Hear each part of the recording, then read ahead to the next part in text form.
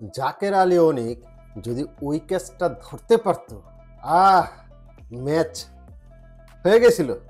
Match কিন্তু বাংলাদেশের হয়ে গেছিল। ক্যাচটা শুধুমাত্র মিস করে, তখনও কিন্তু ওই যে 70 রান বাকি ছিল। এই সালা, এই যে রোহিত শর্মা যদি ওই ক্যাচটা ধরতে পারতো না, আকসার প্যাটেলের হ্যাট্রিক হয়ে যেত আর বাংলাদেশও 100 রান পেরোতে পারতো না। কথা দিলাম বাংলাদেশ 100টা রান পেরোতে পারতো না। সালা কি যে হতো না মাইরি। আর শুধু এটা, ওই যে হার্দিক পান্ডিয়া যে ক্যাচটা ছাড়লো, সালা ওই ক্যাচটা যদি ধরে ফেলতো, ওটা তাওহিদ হৃদয়ের ক্যাচ ছিল। সালা মাইরি কি যে মিস হয়ে গেল। ক্রিকেটে ক্যাচ মিস, ফিল্ডিং মিস, এগুলা হতেই পারে। এগুলা ক্রিকেটের অংশ। ক্রিকেটে কিছু কিছু ওয়ার্ড আছে ব্যবহার করা নিষিদ্ধ, ব্যবহার আপনি করতে পারবেন না। যদি, থাকতো, পারতো, পারলে, থাকলে, এগুলা ক্রিকেটে নাই।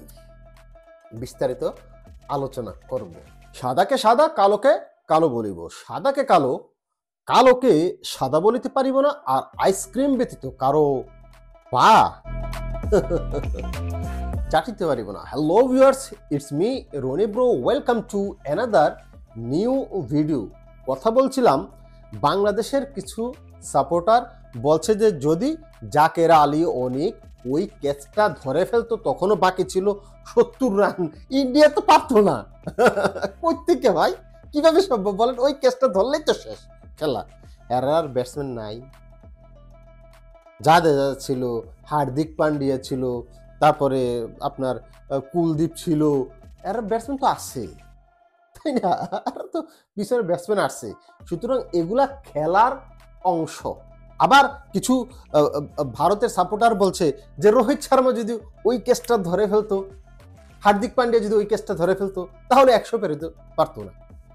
ভাই, এগুলা খেলার অংশ, এগুলা খেলার অংশ। এগুলো মিস হইতেই পারে, এগুলা নিয়েই খেলা। রান আউট মিস হবে, কখনো ক্যাচ মিস হবে, কখনো স্টাম্পিং মিস হবে। এইটি তো নিয়ম। তো এটা ব্যাটসম্যান আসে তো রান করার জন্য, রান করতে পারে না, অনেক সময় আউট হয়ে যায়, তাই না? এটি খেলার নিয়ম। ক্রিকেটে কিছু ওয়ার্ড আছে যেগুলো আপনি ব্যবহার করতে পারবেন না। কি কি আলোচনা করব।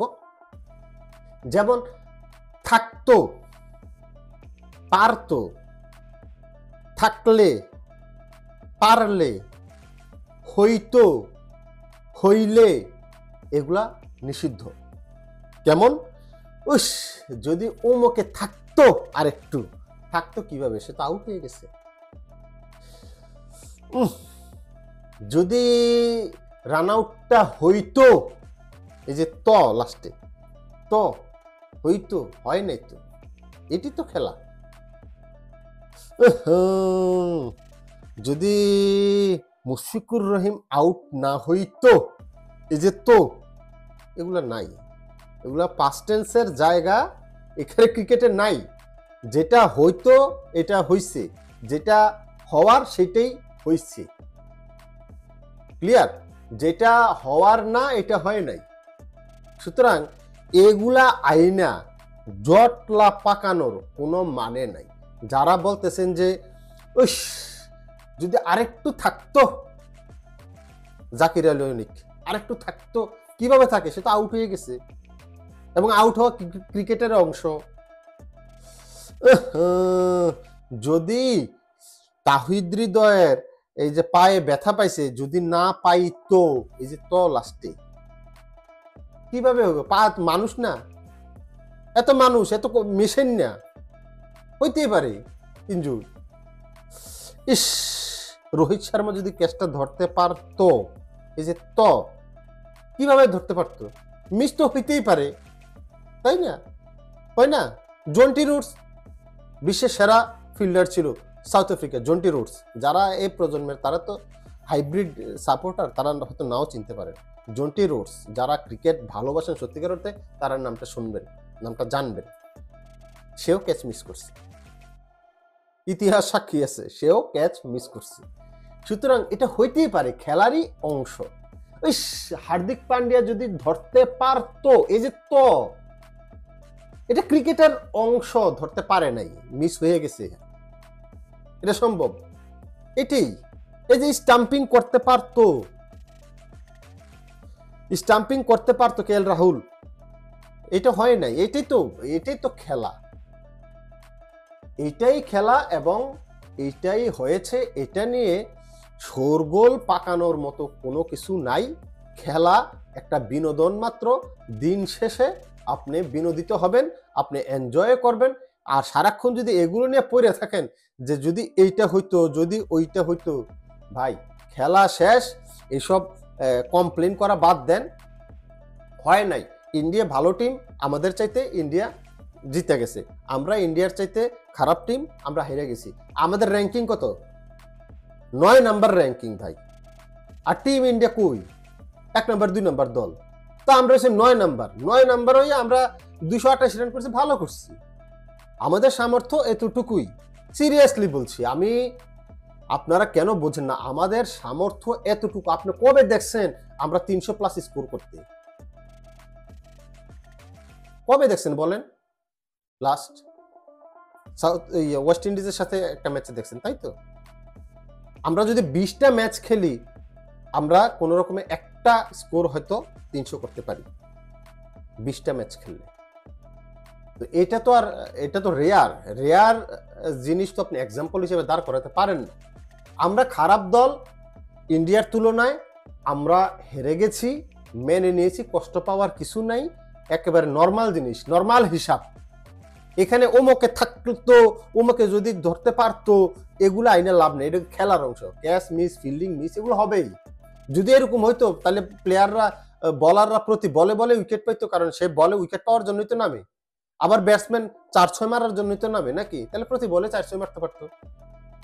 এগুলো খেলার অংশ, এগুলো কোনো বিষয় না। একেবারে ছোট ছোট বিষয় নিয়ে কথা বলার মতো আমি কোনো দেখি না। তবে আমি সকালে ঘুম থেকে ওঠার পরে থেকে যদি মানে মেসেজ কয়েকজন, ভাই জাকির আলী অনেক মিস করে ফেলছে, না হয় কিন্তু পারতো।